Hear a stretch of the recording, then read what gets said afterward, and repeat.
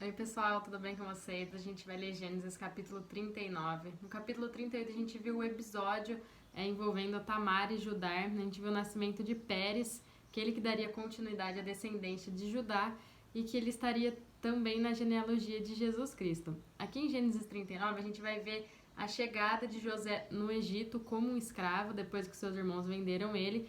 Vai nos relatar o serviço que ele fez na casa de Potifar e vai explicar como ele se manteve fiel a Deus ao ser tentado pela mulher do oficial egípcio. José foi levado ao Egito e Potifar, oficial de Faraó, comandante da guarda egípcio, comprou-o dos ismaelitas que o tinham levado para lá. Então a gente vê aqui que o capítulo começa reafirmando que os mercadores ismaelitas negociaram José com Potifar. O Senhor era com José, que veio a ser homem próspero, e estava na casa de seu senhor egípcio.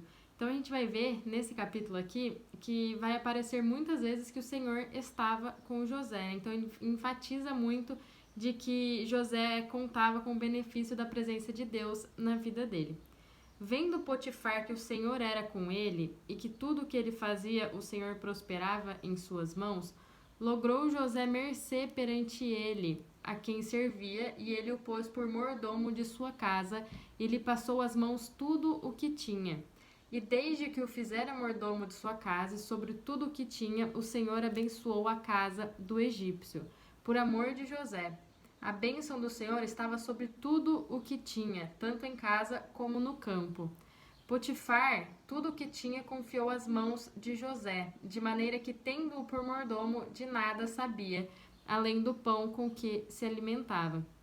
Então a gente vê que Potifar, vendo que o Senhor estava com José, ele confiou tudo nas mãos dele e ele não tinha mais preocupação com nada a não ser com suas o que ele ia comer, o que ele ia fazer agora, mas em relação ao resto, José cuidava de tudo.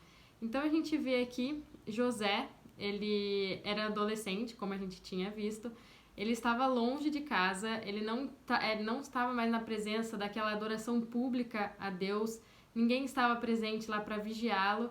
No entanto, ele permaneceu fiel a Deus, que até mesmo os pagões que o rodeavam podiam ver que Deus estava com José.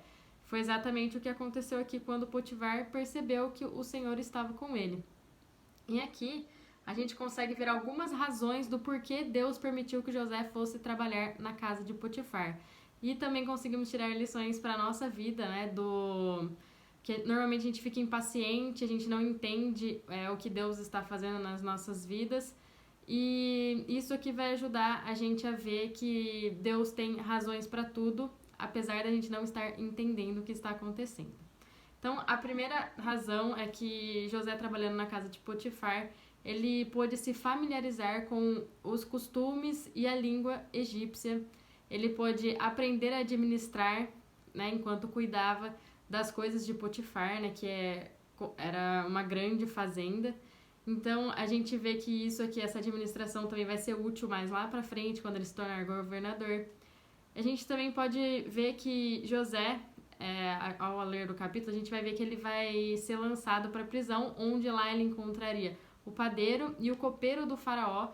Na providência de Deus, isso serviria para ele ser promovido. Tá bom? Aconteceu depois destas coisas que a mulher de seu senhor pôs os olhos em José e lhe disse: deita-te comigo. José era formoso de porte e de aparência. Ele, porém, recusou e disse à mulher do seu senhor: tem-me por mordomo meu senhor e não sabe do que há em casa, pois tudo que tem me passou ele às minhas mãos. Ele não é maior do que eu nesta casa e nenhuma coisa me vedou, senão a ti, porque és sua mulher. Como, pois, cometeria eu tamanha maldade e pecaria contra Deus? Então a gente vê aqui que a mulher de Potifar, ela se sentiu atraída por José. A Bíblia diz que ele era formoso de porte e de aparência, e ela queria se deitar com ele, mas ele recusou isso. Ele diz que ele não queria trair a confiança de Potifar, porque Potifar tinha entregue tudo nas mãos dele. Potifar confiava muito em José e José não queria trair essa confiança. Mas, acima de tudo, o compromisso de José era com o Senhor. Ele andava com Deus e ele entendia a importância de ter uma vida santificada e correta. Falando ela a José todos os dias e não lhe dando ele ouvidos para se deitar com ela e estar com ela, sucedeu que certo dia veio ele à casa para atender aos negócios e ninguém dos de casa se achava presente. Então ela o pegou pelas vestes e lhe disse: deita-te comigo. Ele, porém, deixando as vestes nas mãos dela, saiu fugindo para fora.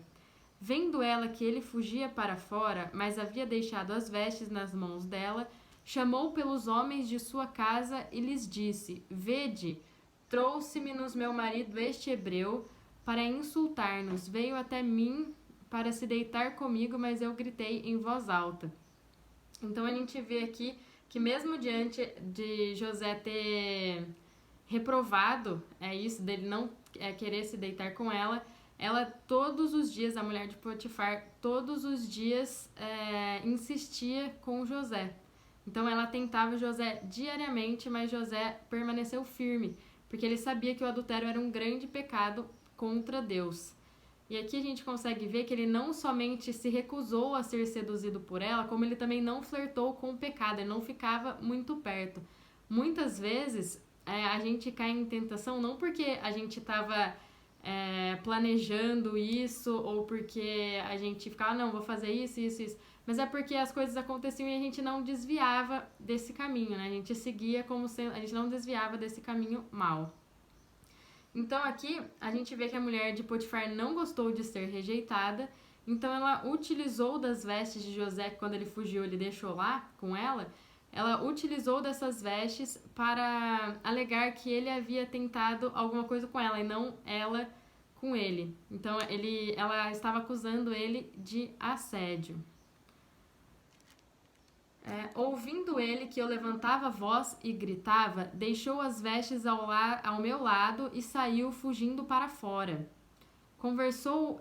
Conservou ela consigo de si as vestes dele, até que seu senhor tornou a casa.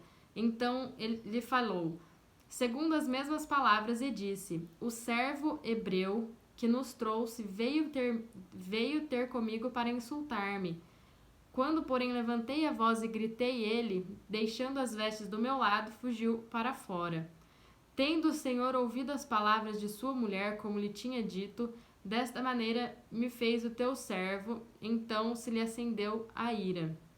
E o Senhor de José o tomou e o lançou no cárcere, no lugar onde os presos do rei estavam encarcerados, e ali ficou ele na prisão. Então a gente vê que a mulher de Potifar, ela ficou aguardando o marido chegar e contou toda essa mentira para ele, porque ela estava se sentindo mal, assim, né? Ela não era uma mulher boa, né, por fazer isso. Então ela queria que José pagasse por ter rejeitado ela. Então ela falou pro seu marido ficou muito bravo e mandou prendê-lo.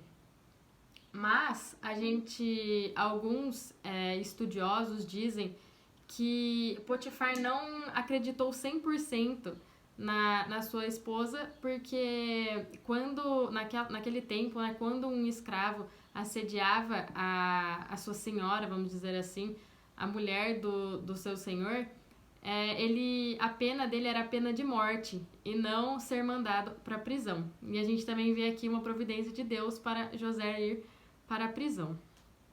O Senhor, porém, era com José e lhe foi benigno e lhe deu mercê perante o carcereiro. Então a gente vê aqui que o Senhor estava com José, em nenhum momento José estava só. E o carcereiro achou graça nele, viu a humildade, a sabedoria e viu que poderia confiar nele.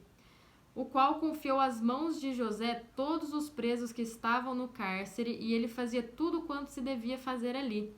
E nenhum cuidado tinha o carcereiro de todas as coisas que estavam nas mãos de José, porquanto o Senhor era com ele, e tudo o que ele fazia, o Senhor prosperava. Então, José foi mandado para a prisão, e lá o carcereiro achou graça nele. E a gente vê que o capítulo enfatiza várias vezes que o Senhor estava com ele. Então, a gente vê que José jamais ele foi abandonado por Deus, ele sofreu injustiças, ele foi vendido como escravo pelos seus irmãos, ele foi acusado falsamente, ele foi preso, mas a gente consegue claramente ver o cuidado de Deus que repousava na vida de José, e o Senhor abençoava ele a todo momento. Aqui a gente consegue ver que o Senhor estava abençoando ele até mesmo na prisão. Então, embora os nossos olhos, né, os olhos humanos, a situação parecesse estar fora de controle, né, aqueles sonhos que José estava tendo, que ele governaria sobre a casa de seu pai, parecia estar longe, mas, na verdade, Deus estava executando o seu propósito na vida de José e de todo o seu povo, tá bom?